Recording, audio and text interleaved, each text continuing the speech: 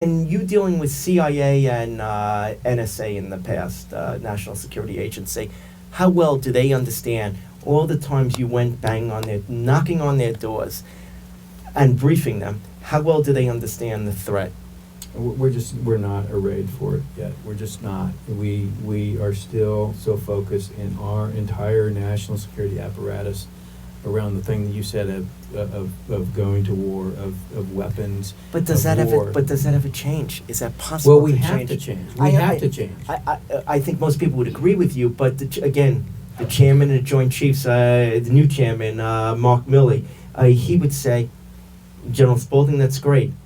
Give me a plan. How do we change? How could I tell a 3 million person organization? How do I tell all these Congress people who are unruly, and how do I tell the American president that we have to change? It's impossible to do a 360 or a 180 with an aircraft carrier. How could I change?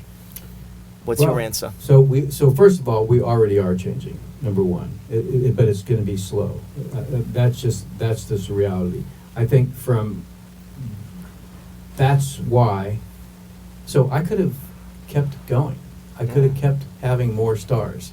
I didn't have to leave. In fact, I didn't fulfill my whole 3-year term as a 1-star. And the reason I didn't, I begged them to let me out and let me tell this story. Mm-hmm. That's what the book's about. Mm-hmm. It's about me telling what I've learned. More effective. And by the way, I'll say that there are people in the bureaucracy now that are fighting. They're fighting the bureaucracy itself to change. And it just takes, it takes it's a big bureaucracy. And again, just getting back to the other question, NSA and also CIA, do they understand? They're starting to. They're starting. I have to be honest, that was the hardest thing to do, was to get them to stop thinking about the Middle East, to stop thinking about terrorism, to start thinking about what was going on. Well, our tendency is to want to fight abroad, and what they didn't realize is the fight was happening right here at home. And the other thing is, and it's a vulnerability, quite frankly, that we have as a country, in that none of our intelligence agencies can look here.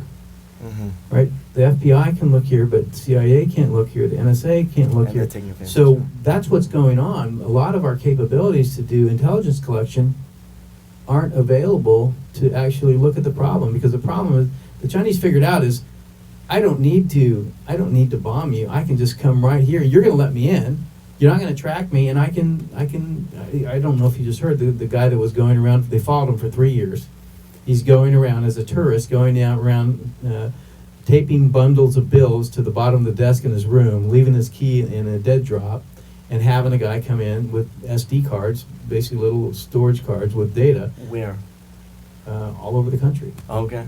Yeah, for 3 years they tracked him but there's 6 million of these people that are on 10-year visas, and I'm not saying every one of them is a spy, but I guarantee you the People's Armed Police and the Ministry of State Security can reach out and touch every single one of them if and when they want them.